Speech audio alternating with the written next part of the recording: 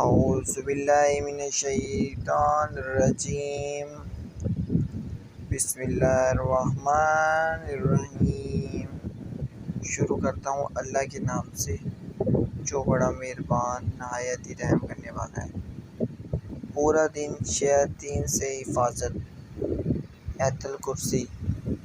اللہ لا الہ الا هو الحی القیوم لا تأخذہ سنۃ ولا نوم لہ ما فی السماوات وما فی الارض من ذا الذی یشفع عندہ الا بإذنہ یعلم ما بین ایدیہم وما خلفہم ولا یحیطون بشیء من علمہ الا بما شاء وسع کرسیہ السماوات والارض ولا یؤودہ حفظہما وہو العلی العظیم۔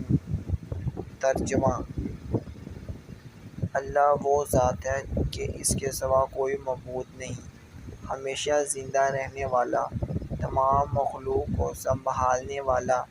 نہ اس کو اونگ دبا سکتی ہے نہ نیند دبا سکتی ہے۔ اسی کے مملوک ہے سب کچھ جو آسمانوں میں موجود ہے اور جو کچھ زمین میں ہے۔ ایسا کون شخص ہے جو اس کے پاس کسی کی سفارش کر سکے بدون اس کے اجازت کے؟ وہ جانتا ہے اس کے موجودات کے تمام حاضر و غائب حالات، اور وہ موجودہ اس کے معلومات کسی چیز کو اپنے علم سے احاطے میں نہیں لا سکتے مگر جس قدر علم لینا وہی چاہے۔